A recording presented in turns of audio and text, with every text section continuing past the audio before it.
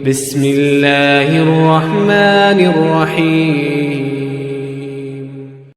Akan taat kepada manusia kalau dia tidak taat kepada sang penciptanya. Itu zat yang memberikannya rezeki, memberikannya kehidupan, yaitu Allah tabaraka wa ta'ala. Makanya perhatikan, wasiat yang paling dibutuhkan oleh manusia, tidak saja oleh wanita, adalah wasiat bertakwa, nasihat untuk bertakwa kepada Allah Subhanahu wa taala.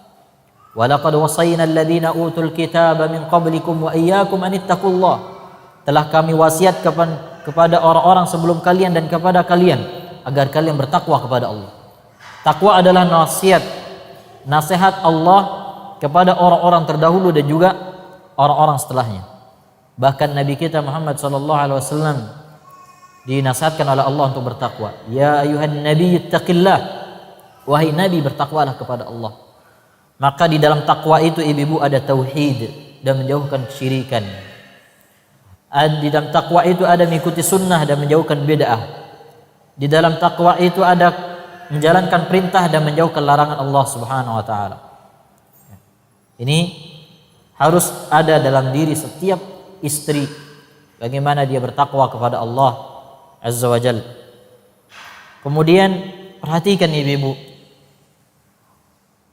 ketika disampaikan khutbatun nikah atau khutbatul hajah di dalam pernikahan, ayat-ayat yang dibacakan adalah ayat-ayat tentang takwa.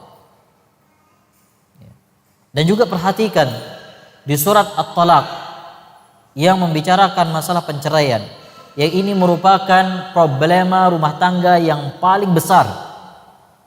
Tidak ada problema rumah tangga yang lebih besar daripada perceraian. Di ayat-ayat itu Allah Subhanahu wa taala perintahkan untuk bertakwa. Wa may yattaqillaha yaj'al lahu makhraja wa yarzuqhu min haitsu la yahtasib. Rumah tangga adalah salah satu tempat yang tidak bisa dipisahkan dari permasalahan. Dan kita tidak bisa keluar dari masalah tanpa mendapatkan pertolongan dari Allah Azza wa Jalla. Maka kita harus bertakwa kepada Allah Azza wa Jalla. Seorang wanita akan diberikan jalan keluar, kemudahan oleh Allah untuk taat kepada suaminya, untuk mengatur rumah tangganya dengan takwanya kepada Allah Azza wa Jalla. Jangan beranggapan dengan kita bertakwa Allah hanya menolong, membantu kita dalam urusan-urusan dunia. Yang pertama Allah tolong kita dengan takwa kita adalah kita dimudahkan untuk taat. Kita dimudahkan untuk menjalankan perintah-perintah Allah dan menjauhkan larangannya.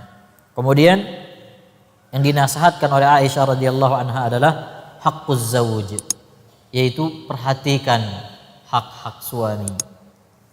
Karena mau tidak mau ibu-ibu dan akhwat yang dirahmati oleh Allah, ketika orang berumah tangga, kemudian di situ ada suami dan istri, maka mau tidak mau kita berbicara tentang hak dan kewajiban.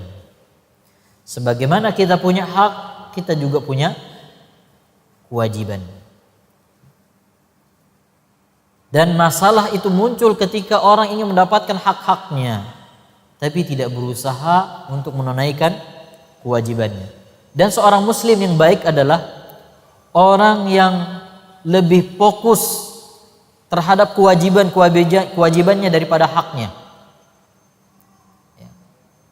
Lebih memperhatikan bagaimana menunaikan kewajibannya sebagai seorang hamba Allah, juga sebagai seorang istri.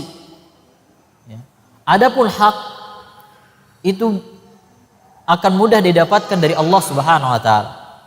Makanya ketika ada seorang yang mengeluh kepada salah seorang salaf tentang kezaliman seorang pemimpin, mereka mengeluhkan haknya yang tidak terpenuhi. Lalu apa nasihat salaf tersebut kepada orang yang mengeluh zalimnya pemimpin ini?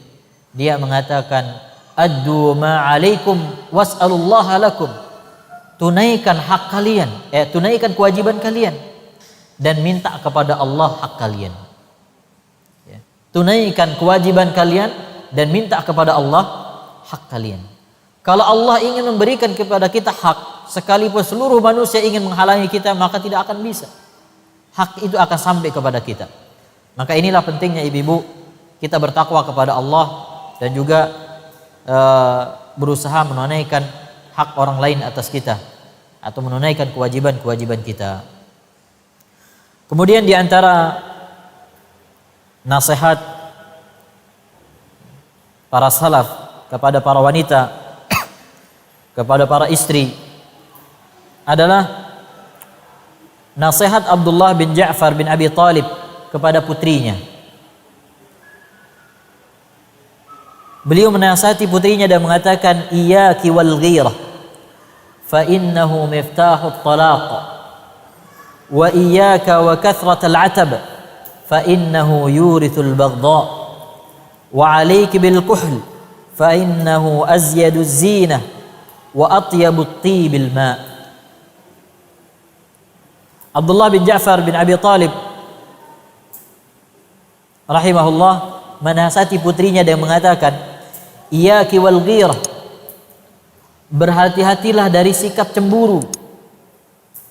Fa innahu miftahut talaq, karena cemburu itu adalah kunci perceraian. Karena cemburu adalah sebab perceraian. Tentu cemburu yang dimaksudkan di sini ibu-ibu cemburu yang tercela. Karena cemburu itu ada dua. Ada yang sebagaimana disebutkan oleh Imam Ibnu Qayyim rahimahullah, ada yang terpuji, yaitu cemburu ketika suami melakukan hal-hal yang dilarang oleh Allah Subhanahu wa taala. Suami tidak salat, suami melakukan perbuatan yang haram, atau suami berteman dengan wanita yang bukan mahramnya, ngobrol dan lain sebagainya, maka sang istri harus cemburu seperti ini, dan wajib cemburu.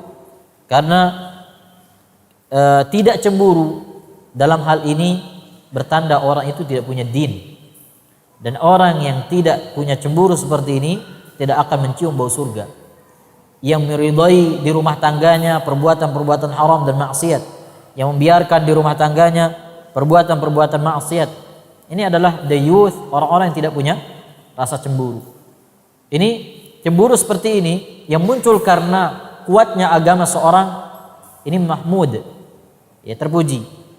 Yang kedua kata Imam Ibnu Qayyim rahimahullah, cemburu yang tercela, yang dibenci oleh Allah Subhanahu wa taala, yaitu cemburu yang melampaui batas, mabniyatun ala mujarrad su'idhan, yaitu cemburu yang hanya dibangun di atas prasangkaan yang buruk. Karena su'udhan, suaminya keluar ingin hadir kajian, istrinya mengatakan tidak boleh. Apa kata istrinya? Nanti kamu naksir dengan wanita lain.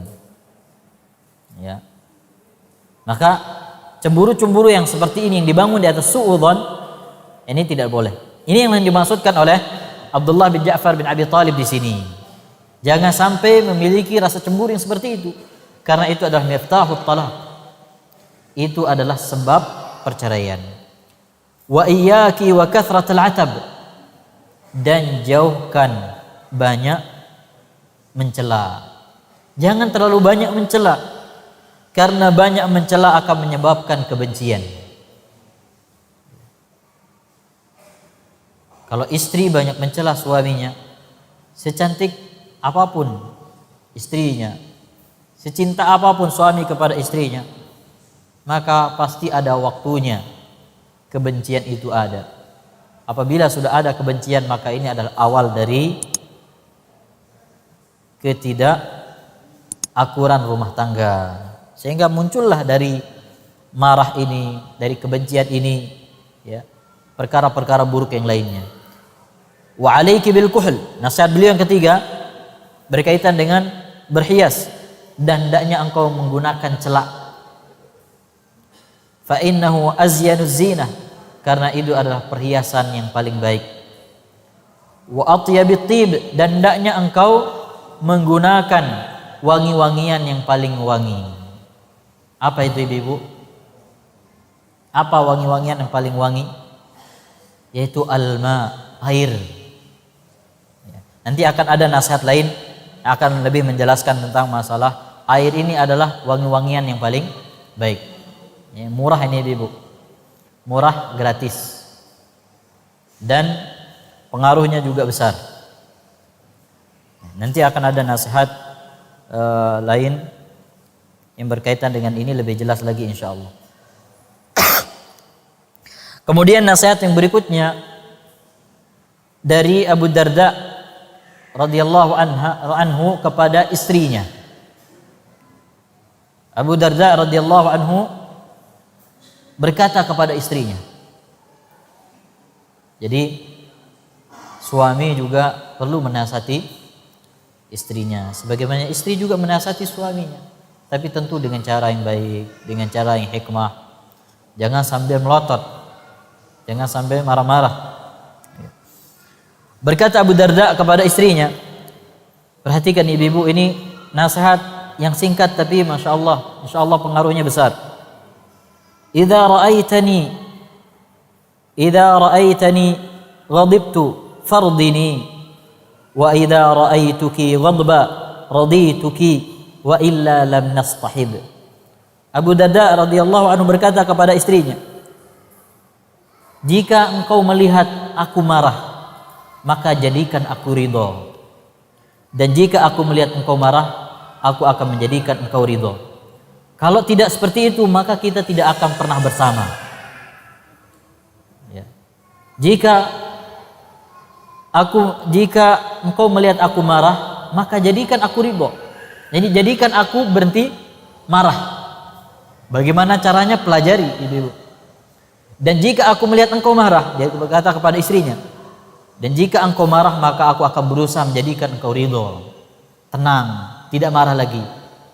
Kalau ini kita tidak lakukan, kata beliau, maka kita tidak akan pernah bersama.